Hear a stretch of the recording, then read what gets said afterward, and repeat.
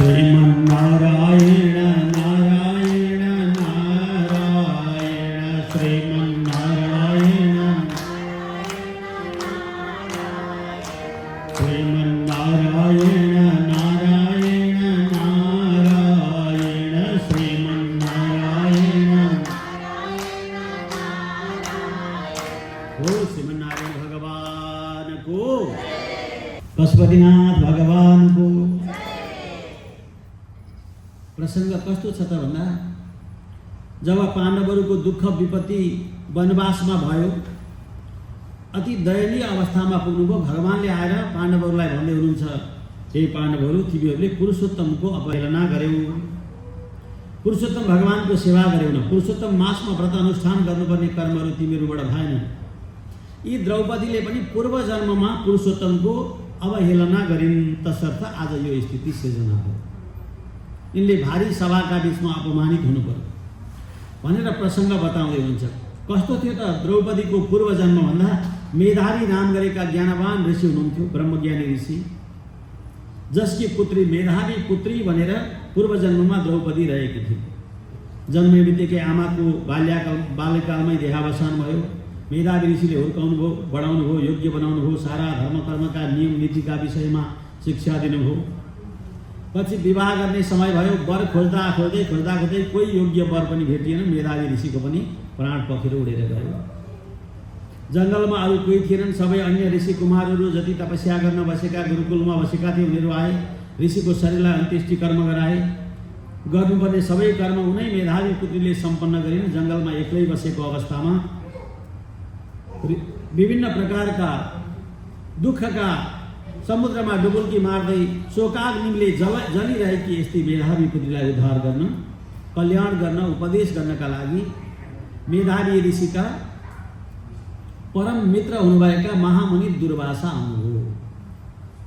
दुर्वासा ऋषिलाई उच्च आसनमा बसेर सम्मान गरिन्, पूजा आराधना गरिन्। दुर्वासा ऋषिले म तिमीलाई कल्याण गर्न आएको, तसर्थ तिमी मैले दिएको उपदेश श्रवण गर। म तिमीलाई सारभन्दा पनि सार रहस्यले भरिएको अति नै गोपनीय कुरा बताउन गइरहेको छु भनेर यसरी बताउनु।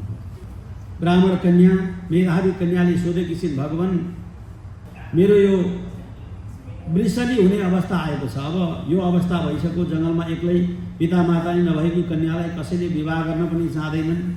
अब मेरो अगाडिको जीवन कसरी सुखदायक बन्ला, मैले के कर्म गरेर कसको सहारामा कसको आश्रयमा जीवन बिताउँला भनेर जब जिज्ञासा राखेकी छिन्। अनि अति नै गोपनीय विषय दुर्वासा महामुनिले उपदेश गर्नुभएको छ।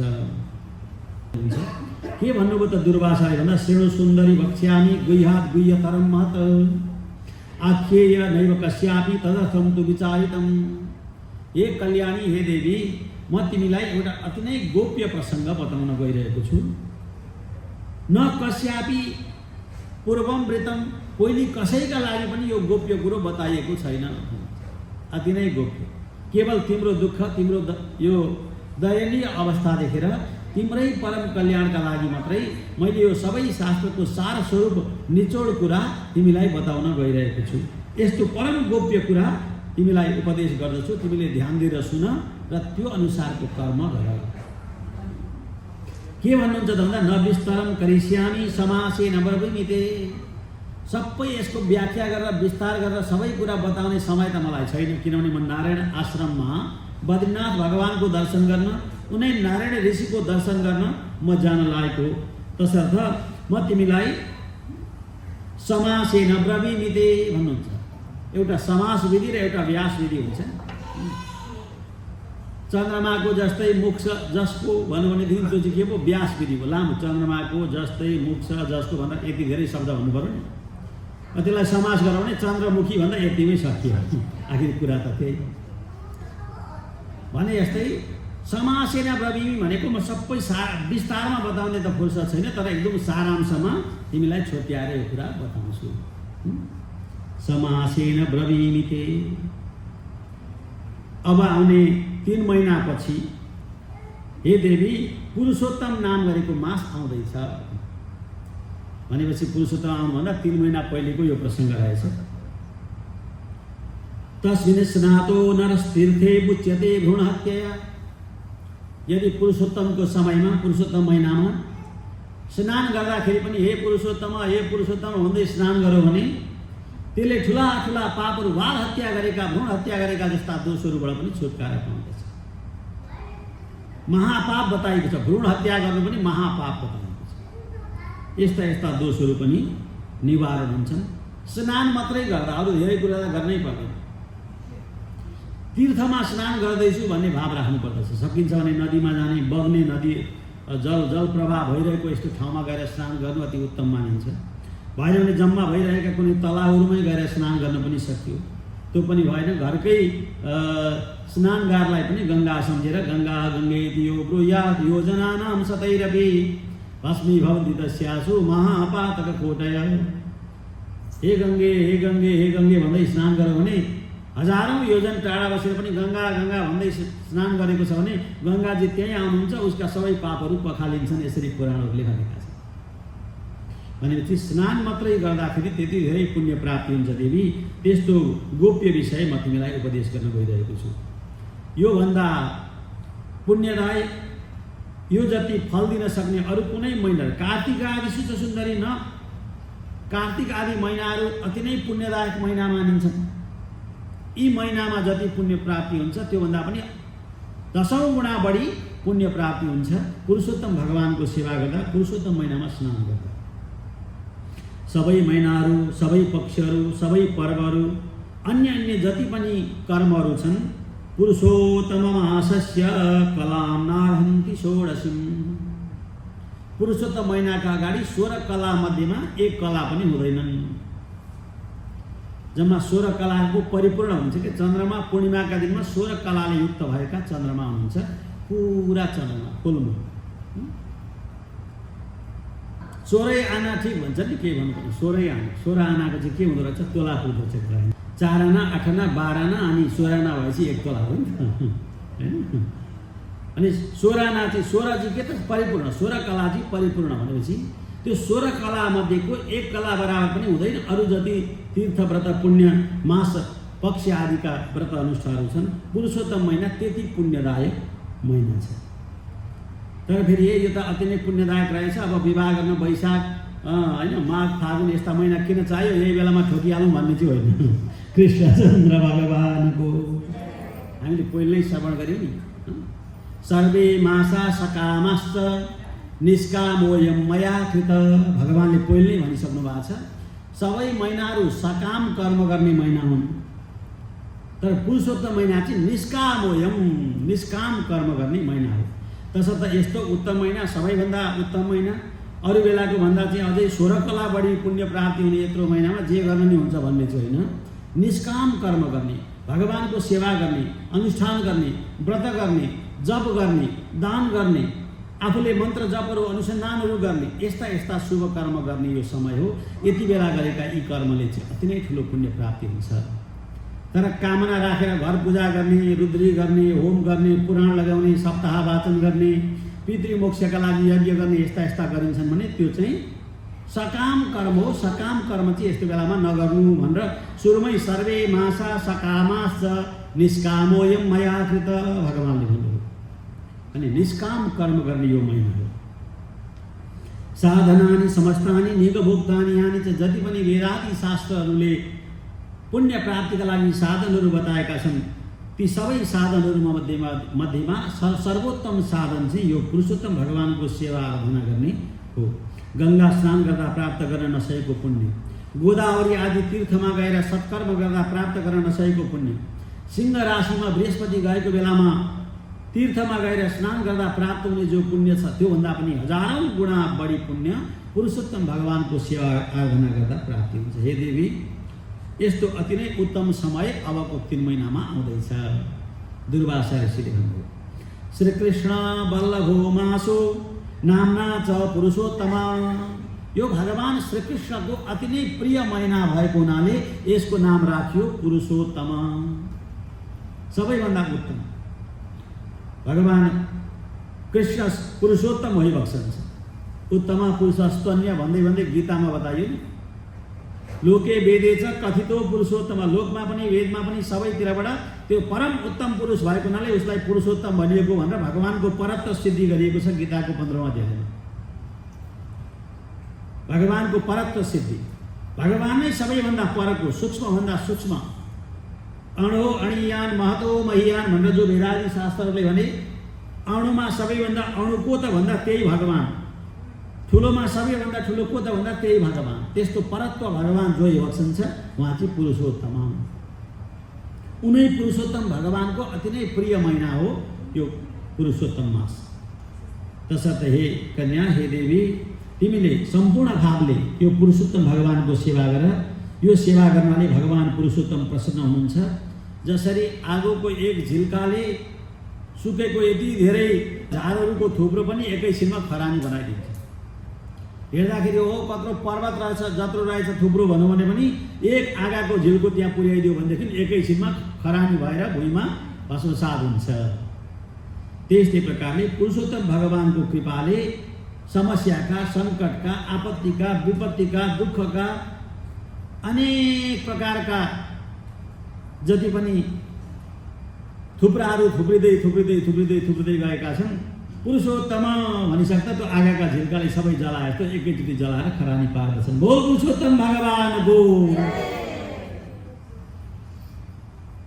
त्रैलोक्यम भस्मसात कर्तुं समर्थम तच्च सुन्दरी। बताउँदै भन्नुहुन्छ आफ्नो पनि एउटा विपत्ति परेको र पुरुषोत्तमको कृपाले त्यसबाट छुटकारा पाएको प्रसङ्ग दुर्वासा महामुनि। कुनै बेला हेर म पनि क्रोधको मूर्ति, सबैभन्दा खतरनाक ऋषि ऋषामा दुर्वासा नै पर्नुहुन्छ। कोही मान्छेले रिसायो भने कस्तो दुर्वासा रहेछ भन्नु, किन भन्दा दुर्वासा चाहिँ सबभन्दा छिटै रिसाउने रहेछ। अलिकति केही पो रिसायो भने श्राप दिइहाल्ने। उहाँको जता यसो पछारो भने त संसार फर्कमान भयो। दुर्वासा महामुनि के भन्नुहुन्छ भन्दा एकपल्ट अम्बरीश नाम गरेका भगवान विष्णुका परम भक्त वैष्णव राजा हुनुहुन्थ्यो। एकादशीको व्रत गर्ने, व्रत अनुष्ठान गर्ने, व्रत उद्यापन गर्ने, उप्रति क्रोध सिर्जना गरेर रिसाएर मैले उनलाई मार्नका लागि कृत्या प्रकट गरेँ। त्यो भागवतमा बृहत कथा छ नवम स्कन्धमा। कुनै बेला सप्ताहको अनुकूल परेछ भने यहाँलाई विस्तारमा बताउँ, अहिले थोरै समय छ। नवम स्कन्धमा बृहत व्याख्या छ। अम्बरीश भगवानका परम भक्त हुनुहुन्थ्यो। आज दुर्वासा महामुनिलाई क्रोध सिर्जना भयो अनि उहाँले मार्नका लागि भनेर कृत्या राक्षसनी प्रकट, कृत्या भनेकी राक्षसनी, पापै पापले युक्त भएकी राक्षसनी जसलाई कृत्या भनिन्छ, पापको पुञ्ज, पापको खानी, त्यस्तै कृत्या प्रकट गर्नुभयो। कृत्याले खाना मारेर गर्दै आइहाली, अम्बरीशलाई पक्रिन आँटिहाली। भगवानका परम भक्त हुनुहुन्थ्यो अम्बरीश राजा। उहाँले भगवानको ध्यान गर्नुभयो, भगवान म त हजुरमा शरण परेको, हजुरकै सेवा गर्दैछु, एकादशीको व्रत उद्यापन गर्दैछु, हजुरकै पूजा आराधना गर्दैछु भने मलाई बचाउने कि रक्षा गर्ने हजुरकै जिम्मा भनेर भगवानलाई समर्पण गरे। आफू नै भगवानमा समर्पित गरे। आफ्ना भक्तलाई नमे भक्त प्रणश्यति भगवानले भन्नुभएको छ नि, यदि ममा सम्पूर्ण भावले समर्पित छ भने त्यो भक्त कहिले पनि नाश हुँदैन, कहिले पनि पतित हुँदैन, नरक जाँदैन। भगवानले तुरुन्तै आफ्नो सुदर्शन चक्र पठाइदिनु भयो। सुदर्शन चक्रले त्यो कृत्यालाई, राक्षसीलाई पनि जलाएर खरानी पारे। त्यतिमै चक्रराज भगवान शान्त हुनु भएन, दुर्वासालाई लखेट्न थाल्नुभयो। तिमीले बिना काममा रिस सिर्जना गरेर क्रोधित भएर श्राप दिन तयार गर्ने, अब म छोड्दिनँ भनेर सुदर्शन चक्र भगवानले लखेट्न लाग्नुभयो। अघि दुर्वासा ऋषि भाग्ने, पछि सुदर्शन चक्र लखेट्ने। अब त अष्टसिद्धिले का ज्ञाता हुनुहुन्थ्यो दुर्वासा ऋषि। सानोमा अतिभन्दा सानो सूक्ष्म बन्नुभयो, त्यहाँ पनि सुदर्शनले छोड्नु भएन। ठुलोमा पहाड जत्रो ठुलो भएर छेक्न खोज्नुभयो, त्यहाँ पनि सुदर्शन भगवानले छोड्नु भएन। 3 लोक 14 भुवन सारा घुम्दै घुम्दै घुम्दै घुम्दै आखिरीमा 1 वर्षसम्म घुमिरहनुभयो। त्यही 1 वर्षको बिचमा पुरुषोत्तम भगवानको महिना पनि आइपुगेछ। त्यो पुरुषोत्तममा पनि निराहार बसेर नदीमा स्नान गर्दै भाग्दै गर्दै गर्दै व्रत पनि यथाविधिले सम्पन्न गर्नुभयो। ब्रह्मलोकमा जानुभयो, शिवलोकमा जानुभयो, विष्णुलोकमा जानुभयो। ब्रह्माजीले पनि शरण दिन सक्नु भएन। भगवान सुदर्शनसँग मैले बचाउन सक्दिनँ, किनभने यो भगवान नारायणको चक्र हो। शिवलोकमा जानुभयो, यो त विष्णुको चक्र हो, मैले पनि केही गर्न सक्दिनँ। भोलेनाथले भन्नुभयो। स्वयं विष्णु भगवान कहाँ जानुभयो?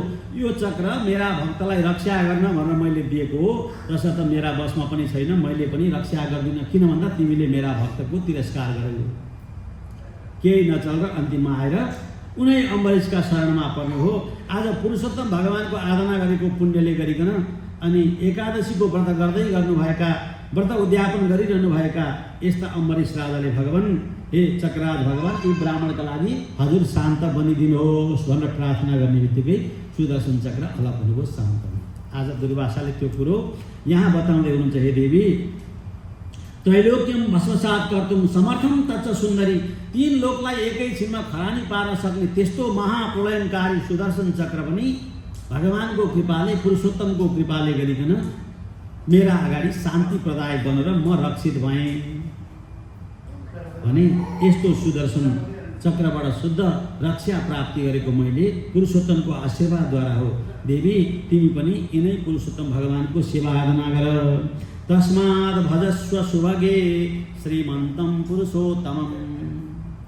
हे देवी, तिम्रो पनि अर्को उपाय छैन है दुःखबाट पार पाउनका लागि। यदि भनेर महामुनि विश्राम लिनुभयो, आनन्दित हुनुभयो।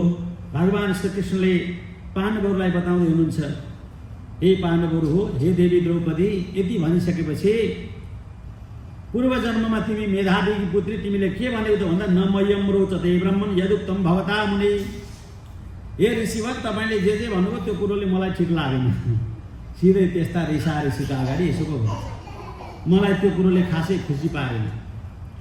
किन त भन्दा किन माघ आदि गरेका यस्ता पुण्यदायक महिनाहरू, वैशाख जस्ता महिनाहरू, कार्तिक जस्ता महिनाहरू फल नदिने अनि पुरुषोत्तमजी फल दिने भनेर कहीँ हजुरले भन्न मिल्छ?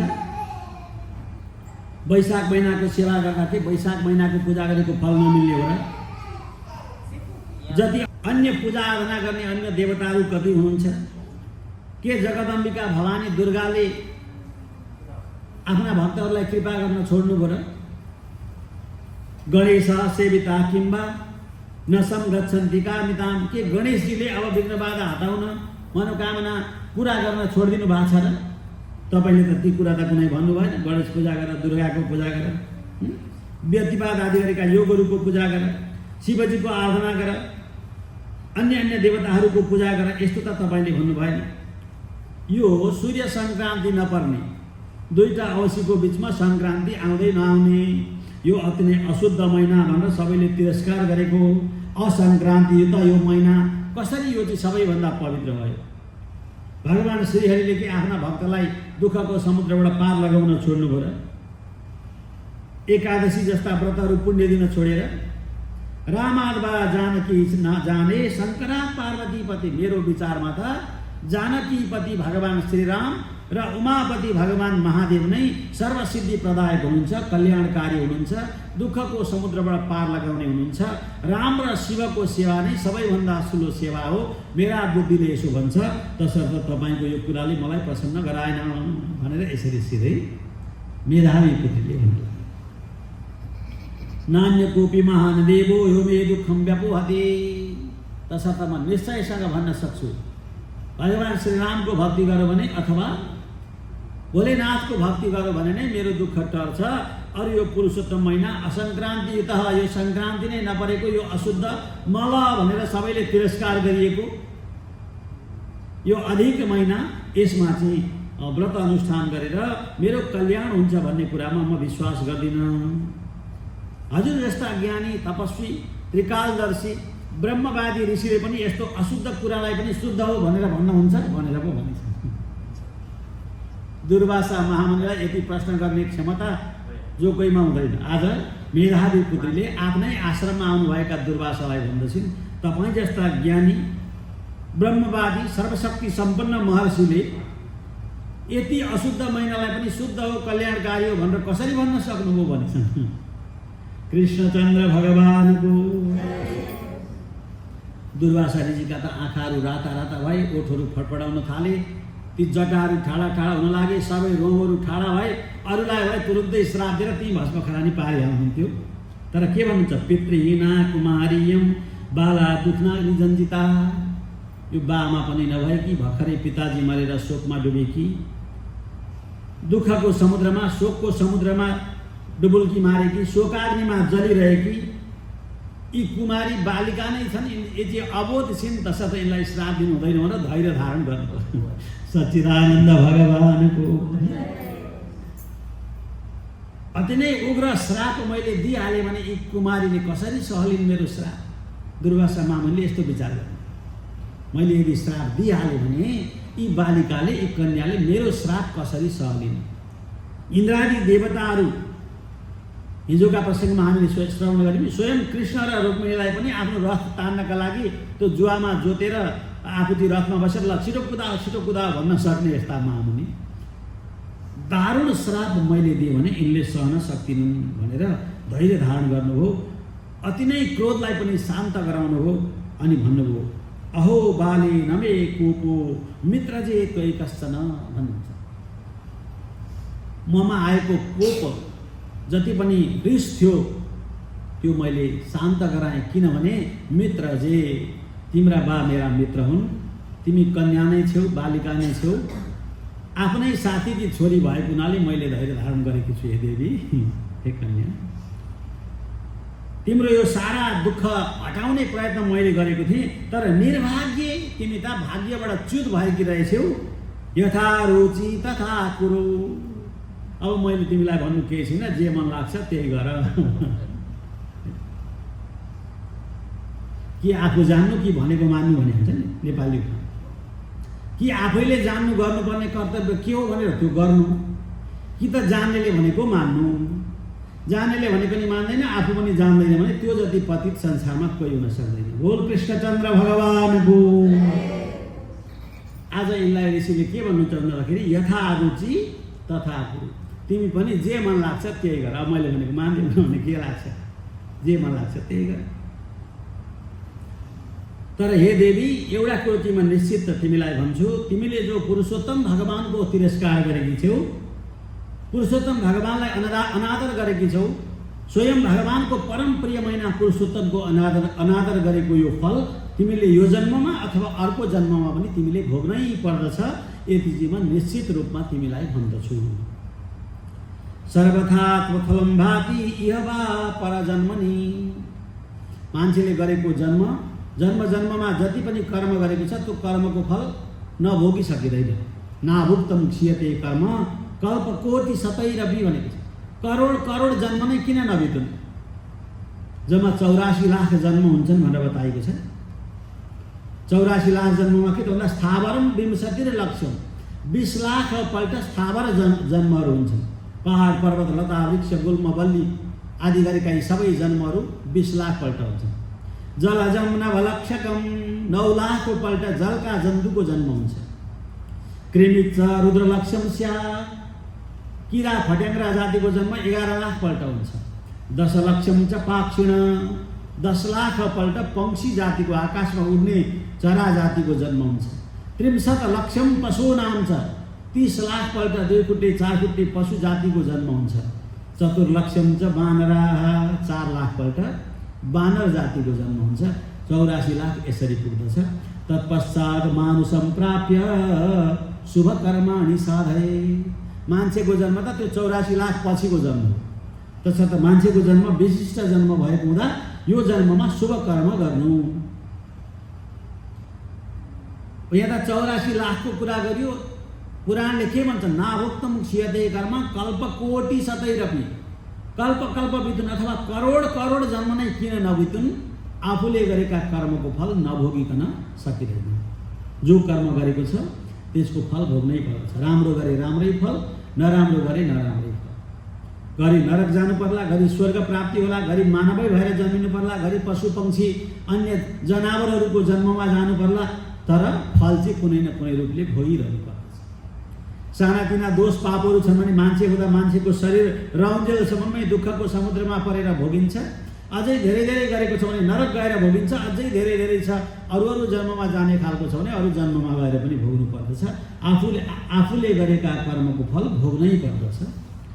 आज दुर्वासाले भन्नुभयो, तिमीले पुरुषोत्तम भगवानको अनादर गरेको यो फल यो जन्ममा अथवा अर्का जन्ममा नभोगी सकिनेवाला छैन। तिमीले यो कुरा विचार गर्नु। तिम्रो हित होस्, तिम्रो परम कल्याण होस् हे देवी। स्वस्ति तेस्तु गमिष्यामि मास्तु कालात्ययो मम। अब यहाँ बसेर तिमीसँग गलबन्दी गरेर मेरो समय बर्बाद गर्नु छैन। स्वस्ति तेस्तु, तिम्रा लागि कल्याण होस्, म चाहिँ बाटो तताएँ भनेर मुनि आफ्नो बाटो लाग्नुभयो। जानुभयो कहाँ त भन्दा वज्र विशाल भगवानको सन्निधिमा बद्रीनाथ भगवानको दर्शन गर्न, त्यहाँ नारायण मुनिको सङ्गत गर्नका लागि भनेर जानुभयो। कृष्णचन्द्र भगवानको। भगवान श्रीकृष्णले पाण्डवहरूलाई बताउँदै हुनुहुन्छ, जब महामुनि दुर्वासा त्यहाँबाट विदा भएर जानुभयो, पुरुषोत्तम भगवानको हेला गरेँ, मैले गल्ती गरेँ भन्ने अनुभव देवीलाई भयो।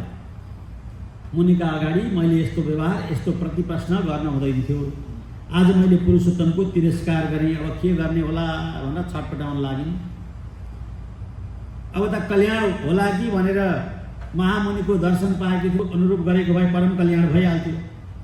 अब ऋषि गइहाल्नुभयो, उनले अनादर पनि गरिहालिन्। अब के गर्ने त भन्दा भएन, अब म तपस्या गर्न लाग्दछु। आराधयामि देवेशं तपसा पार्वतीपतिम्, म शिवजीको कठोर तपस्या गर्दछु भनेर आफ्नै आश्रममा बसेर घनघोर तपस्या गर्न लागे। एक दिन दुई दिन गर्दै गर्दै गर्दै समय धेरै बिते तपस्यामा लीन भइन्।